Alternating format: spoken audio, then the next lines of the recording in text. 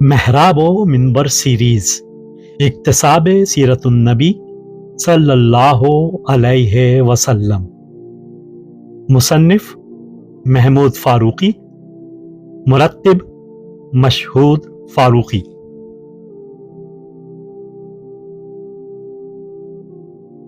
تیسرا حصہ، عرب معاشرہ قبل از اسلام۔ چھٹا باب، خوشبو کا پیالہ، جس میں انگلیاں ڈبو کر ان لوگوں نے قسم کھائی اور معاہدہ کیا۔ تحریر محمود فاروقی، آواز و پیشکش مشہود فاروقی۔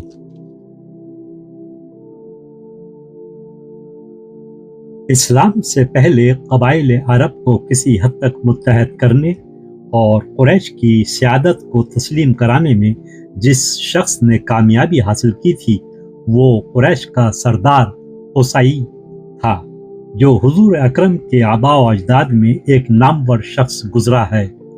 قصی نے ہی قریش کے قبیلوں میں ایک انتظامی ضابطے کو نافذ کیا اور کعبے کی تولیت سے متعلق سارے امور کو مختلف شعبوں میں تقسیم کر کے ایک ایک قبیلے کے سپرد کر دی، جو اس قبیلے کے لیے نہ صرف باعث حرمت و عزت تھی بلکہ اس میں ان کے لیے کچھ اور منافع بھی تھے۔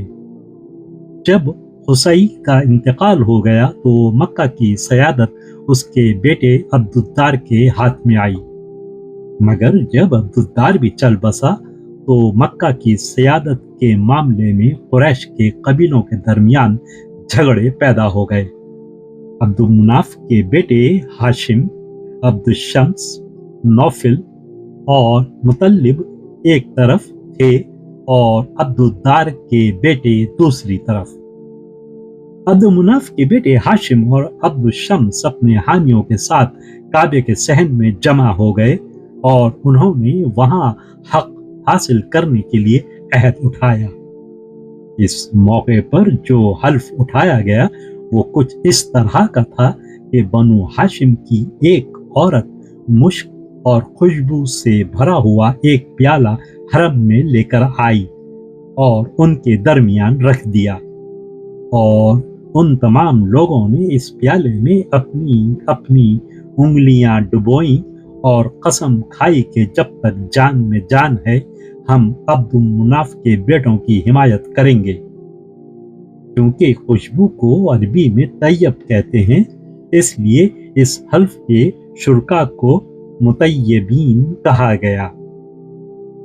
کعبے کی دوسری جانب ان کے مخالف جمع تھے، انہوں نے قسم اٹھائی کہ آخری قطرہ خون تک ہم عبدالدار کا ساتھ دیں گے اور دوسروں کو ان کے ہاتھ سے اقتدار چھیننے نہیں دیں گے۔ اس گروہ کو احلاف کا نام دیا گیا۔ ان دنوں مکہ فتنوں اور ہنگاموں کا شہر بن گیا تھا، روزانہ طرح طرح کی خوفناک افواہیں پھیل رہی تھیں۔ مخالف گروہوں نے لڑائی کا نقشہ کچھ اس طرح بنا رکھا تھا کہ ہر گروہ کے ایک قبیلے نے دوسرے گروہ کے ایک قبیلے کو حملہ کرنے کے لیے منتخب کر لیا تھا۔ اگر یہ جنگ چھڑ جاتی تو قریش تباہ ہو کر رہ جاتے، کیونکہ ہر ایک کے سر پر دشمنی اور انتقام کا بھوت سوار تھا اور لوگ ایک دوسرے کے خون کے پیاسے ہوئے جا رہے تھے۔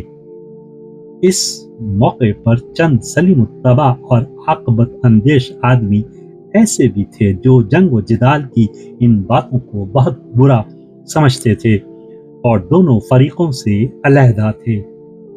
ان لوگوں نے اس لڑائی کے ہولناک نتائج کا ٹھیک اندازہ کر لیا تھا، چنانچہ انہوں نے ہمت کی اور دونوں فریقوں کو صلح و آشتی پر آمادہ کرنے کے لیے آگے بڑھے اور دونوں طرف کے سربراہ کاروں کو سمجھایا اگر وہ آپس میں لڑ کر اپنے ہی بھائیوں کو ہلاک کر دیں گے تو دوسرے قبائل میں ان کی عزت و حرمت باقی نہیں رہے گی اور دوسرے لوگ ان پر غالب آ جائیں گے۔ गर्ज उनकी दौड़ धूप और जिद्दोजहद से इन लोगों का जुनून कुछ ठंडा पड़ा और वो बाहम अहदो पैमान करने पर राजी हो गए।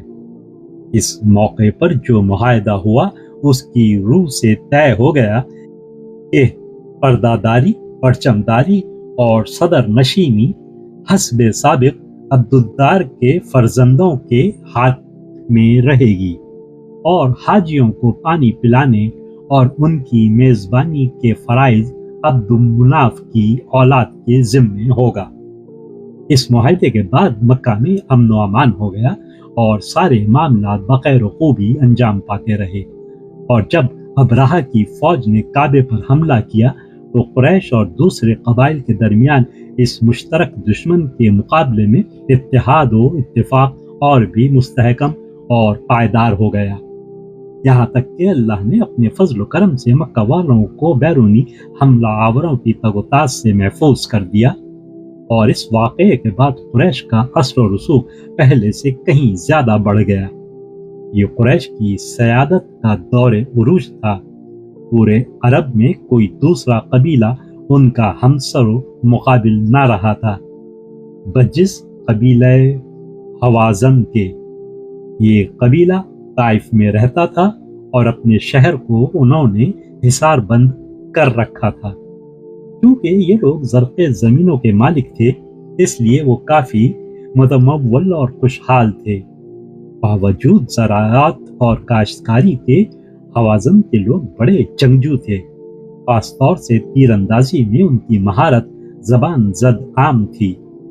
अपने तमव्वल और क़ुव्वत व ज़ोर की वजह से वो कुरैश से हमसरी का इदआ करते थे।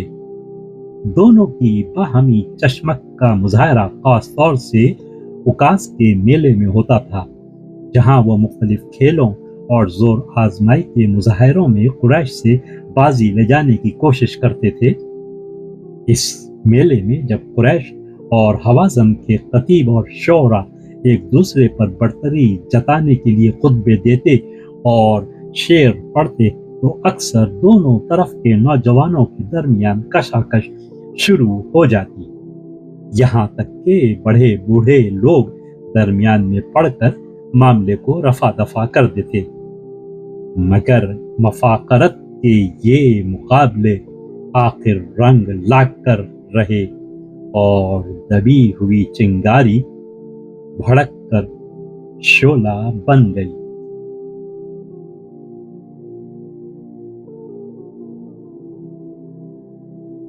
वीडियो देखने के बाद चैनल को सब्सक्राइब करना ना भूलें और ताज़ा तरीन अपडेट्स के लिए घंटी के बटन को ज़रूर दबाएं ताकि हमारे मुनफरिद और पुर असर पैगामात आप तक पहुंचते रहें। और अगर लाइक करें तो अपने दोस्तों के साथ शेयर करें। शुक्रिया।